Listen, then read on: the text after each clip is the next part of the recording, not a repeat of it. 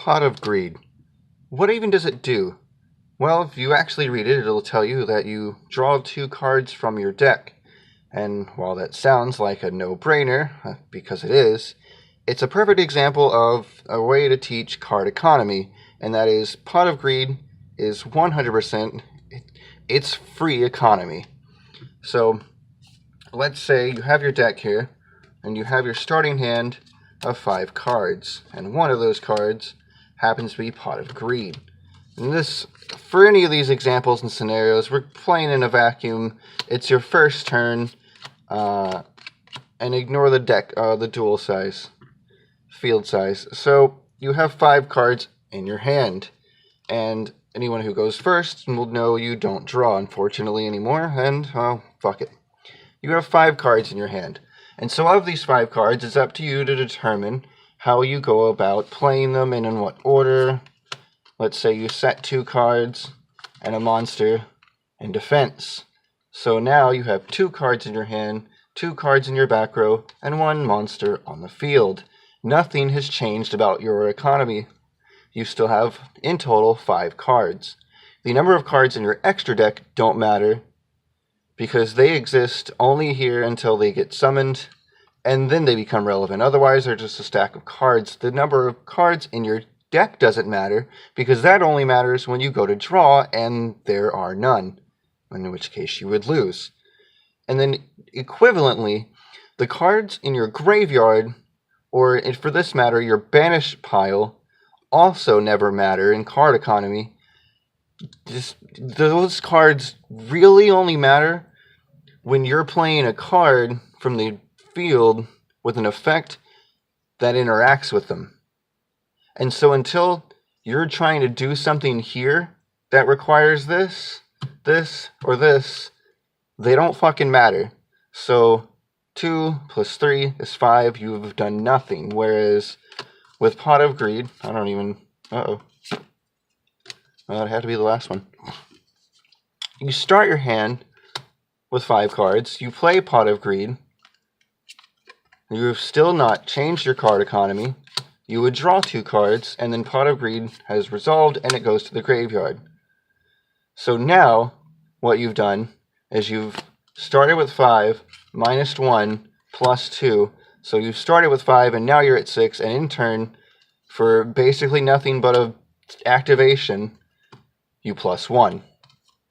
And that is free economy. And so, why does this matter? Well, obviously it matters for a bunch of reasons. So let's say you're trying to get over one of your opponent's boss monsters. And for the sake of argument, this Gravekeeper's Assailant is a huge boss monster and he's fuck him.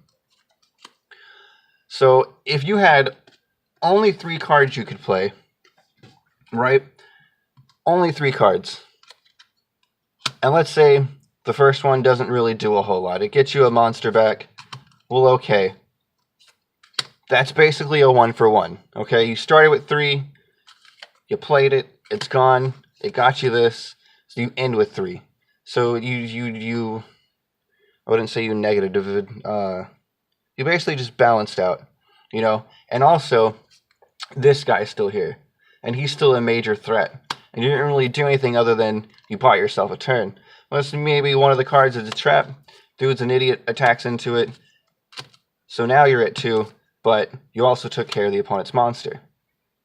And while your opponent's side of the field and hand don't necessarily reflect your card economy, it should go without saying that you having 2 cards on the field that can do something are more...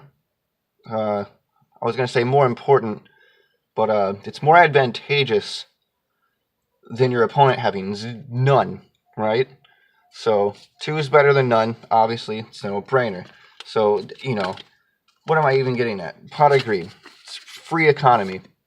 So, obviously, with this card, they couldn't leave it in the game. They can't. Because, honestly, think of it. If you were running a well-oiled machine of 3 copies of every card, and you just, beautiful consistency. What better way to make any consistency more consistent than literal free economy? Oh, there we go. Straighten it out a bit. So obviously, They can't do that. They couldn't. So in time, they eventually made a change. Obviously, different name, different artwork, Hitler stash, haha, whatever. Take 5 monsters in your graveyard, put them back to the deck, and draw 2 cards. Now, while this may seem really good now, and because it is, it's a great way to recycle Xyz, Slink, Synchro, any extra deck monster, really. Great way to recycle them, and a basic free economy. When this card came out, however, it was actually pretty bad. Getting 5 monsters into your graveyard was a big deal back then. It wasn't as easy and as, well, floody as it is now. And even then, when you did get it to work, I mean, obviously, especially back in that time, you're not going first and getting this off. It's just not fucking happening. You're not dumping 5 monsters in the graveyard. And then it's even worse, because back then, there wasn't a whole lot of extra deck monsters to send back. So what's the worst case scenario of you sending one of those monsters back and then drawing it? It's like, you're trying to get this off to plus and make more plays, not revisit plays you've already done. You know what I'm saying? So even then, especially if you had like, whatever, 1, 2, 3, 4, 5, some dead links, and you have 5. I don't know how they got there, but they did. And you activate it, they do the thing, you draw 2, and then it resolves. So even then, that's still a card economy of +1. Now, one of the more controversial cards to come out and basically try to fix Pot of Greed, and I say fix, it's more like make a draw engine playable while still also having a downside. And I say that loosely, Pot of Desires. You take the top kin, it's fucking, you're a kin, no, you're a Roger, fuck you, but all these other kins, god damn it. You take the top 10 cards of your deck, alright, banish them, face down. You can't even use them, fuck them. Why would you even want to? And then you draw 2. That's the best part. Any argument ever is, why would you want to run Pot of Desires and banish 10 cards? What if I banish 10 of my good cards? What if I banish all my good cards and then I have nothing to use? And okay, what does he say? The dude DZ, if he's got to fucking run more than 10 good cards in your deck or something, honestly, it's basically that. Yes, there are going to be times when, unfortunately, you banish something you really needed. Maybe you fucked up a play now, and you can't do a combo you had in mind. And that's rough, I gotta say. It really is. But even if you're going turn 1, right? 5 cards in your hand. You activate Pot of Desires. You take 10 from the top of your deck. 1, 2, 3, 4, 5, 6, 7, 8, 9, 10. Right? And then you draw 2. And then it resolves, and it goes to the graveyard. And you started with 5, and now you have 6. And despite what many people will say, actual card economy, the numbers won't lie. Pot of Desires is a +1, like the Avarice and the Greed before it. Obviously, the difference is you banish 10. Okay, well, again, those 10 cards don't matter until you try to do something here and you happen to need a card that's banished. And I know you're like, well, what's the difference? Okay, well, if you're still banishing 10, and yet you still have all these other plays you can make, and you're still moving forward and advancing the game state and building a favorable board for you, does it really matter that these 10 cards are here? I mean, go Tekken Psyframe Lord Omega, or do what I do and run a couple Necrofaces, you know? Get a couple of Desires off, drop a Necroface a turn, and then fucking get all those cards back, and you get a nice little beat stick. Is that meta? Probably not. No, it's not.